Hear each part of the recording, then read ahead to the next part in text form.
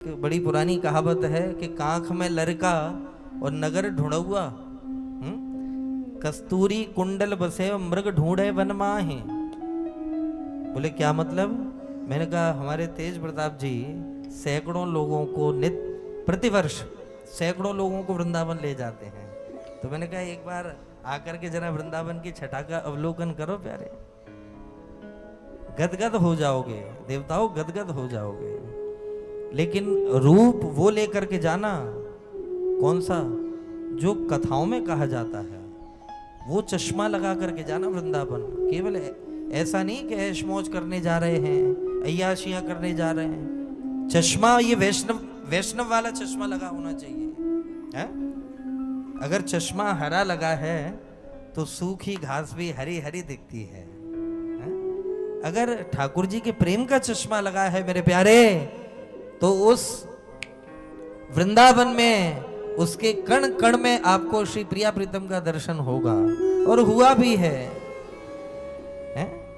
क्या ताज बेगम को नहीं हुआ, जो एक बार गलती से आ गई वृंदावन, ऐसा अटैचमेंट हुआ ठाकुर जी से, ऐसा अटैचमेंट हुआ कि लखनऊ वापस जब गई सज्जनों, उस समय ये मेरे बिहारी जी जब लखनऊ वापस गई तो आप ताज्जुब करेंगे उनका बुखार ही ठीक ना हो। इतना बुखार चढ़ गया, इतना बुखार चढ़ गया। हे प्रेम से बोलो राधे राधे। इतना बुखार चढ़ा, तब ताज बेगम ने रोते रोते शहंशाह से कहा कि जहाँपना मैं केवल यहीं तक आपकी सेवा में थी, यहीं तक आपकी सेवा में थी। अगर मेरा जीवन आप चाहते हैं तो बस इतनी कृपा करें कि इतनी कृपा करें कि मुझे वृंदावन भेज दो, क्योंकि जिस दिन से मैं वृंदावन देख कर के लौटी हूँ मुझे कुछ और नजर नहीं आ रहा। मुझे केवल और केवल वो श्याम सुंदर ही नजर आ रहे हैं और कुछ नजर नहीं आ रहा। फिर अंततोगत्वा ये स्थिति बनी कि ताज बेगम को पहुंचाया वृंदावन। जैसे ही ताज बेगम वृंदावन आई तो इतना अटैचमेंट बढ़ गया ठाकुर जी से, इतना अटैचमेंट कि लोग मंदिर से दर्शन करके निकलते और उनकी शक्ल देख करके ताज बेगम जो है यमुना जी की रेती में हूबहू आकृति बना दिया करती, क्योंकि दर्शन नहीं मिल रहा था, दर्शन नहीं मिल रहा था। तब एक रोज की घटना, यमुना जी के तट पर एक वृक्ष के नीचे रोती हुई ताज बेगम ने ये पंक्तियां कही थी कि सुनो दिल जानी मेरे दिल की कहानी। कन्हैया की एक अनोखी भक्त हुई, कृष्ण की बहुत अनोखी भक्त। सुनो दिल जानी मेरे दिल की कहानी, दस्त हूँ बिकानी बदनामी हूँ सहूंगी, देव पूजा ठानी हो नमाज हूँ भुलानी, तजे कलमा कुरान सारे गुनन गहूंगी मैं। और एरे नंद कुमार कुर्बान तेरी सूरत पर, हूँ तो मुगलानी हिंदवानी है रहूंगी मैं। एक बार तू मिल जा, कैसे भी मिल जा, एक बार आप मिल जाओ हे मेरे बिहारी जी।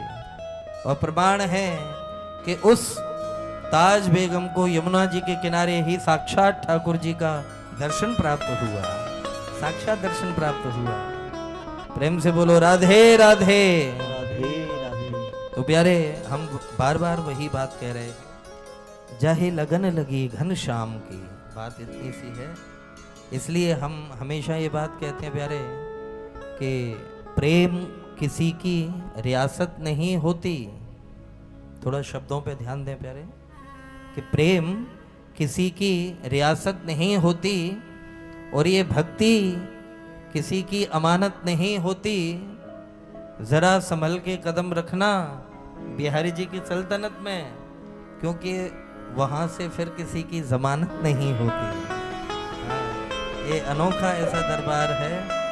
कितने लोग हैं जो गलती से वृंदावन पहुंच गए, फिर वृंदावन के ही होकर के रह गए, सच्ची में। क्योंकि हम हजारों ऐसे लोगों को जानते हैं, सैकड़ों ऐसे लोग हैं जो एक बार गए दोबारा लौटे ही नहीं वहां से, सैकड़ों ऐसे लोग हैं।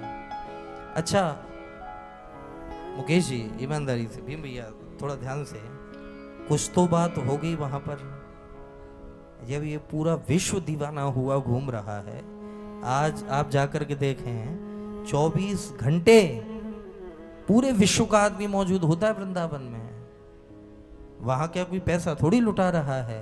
तो प्यारे सोचो जरा, कोई ना कोई तो बात होगी, कोई ना कोई तो वहां शक्ति है ऐसी, और ऐसी है जो एक बार वहां का रस का चस्का चख लिया, दुनिया में फिर उसे दूसरी जगह कहीं अच्छा नहीं लगेगा। और भागवत जी की व्यासपीठ से सौगंध खा करके कह रहे हैं हम, 7 दिन जब तक कथा होती है तब तक हमारा केवल मन टिकता है कहीं पर। कथा के बाद इधर कथा पूरी हुई, अगले सेकंड ये लगता है कि कब वृंदावन पहुंच जाए, कब वृंदावन पहुंच जाए, क्योंकि अद्भुत है वृंदावन। और ये वृंदावन प्यारे, जो लोग ये समझते हैं कि वृंदावन हमें पैसे के दम पर मिलता है, जो लोग ये समझते हैं कि हम तो गाड़ी घोड़ा तुरंत उठाए और तुरंत वृंदावन निकल जाते हैं, मेरे प्यारे इस गलत फहमी में मत रहना। इस मनस्थिति में बिल्कुल मत रहना कि पैसे की वजह से वृंदावन मिलता है। इसलिए मैं कहता हूं भैया कि हम यदि वृंदावन पैसे से पहुंच जाएं तो ये हमारी औकात नहीं है। हम यदि वृंदावन पैसे से पहुंच जाएं तो ये हमारी औकात नहीं। और किशोरी राधा रानी यदि बुला लें तो कोई बड़ी बात नहीं। अगर वृंदावन मिलता है तो राधा रानी की कृपा से मिलता है, राधा रानी की कृपा से मिलता है वृंदावन। किंचित मात्र भी भूलना नहीं प्यारे कभी। इसलिए प्रिया जी अगर कृपा करती हैं तो वृंदावन जरूर मिलता है। और वृंदावन में जो निष्ठा है वो बिना वहाँ के ब्रजवासियों की कृपा के वृंदावन में, अच्छा कितने लोग हैं जो आते हैं जाते हैं, आते हैं जाते, लेकिन उनकी निष्ठा नहीं बनती। क्यों? क्योंकि वो वैष्णवों का और वहाँ के ब्रजवासियों का अनुगत्य नहीं स्वीकारते, वो रस नहीं लेते। अच्छा प्रेम कब होता है समझने की बात, जब हम किसी के बारे में अंतरंग समझते हैं कि नहीं मुकेश भैया ऐसे हैं, कि भीम भैया ऐसे हैं, कि भैया फलाने ऐसे हैं।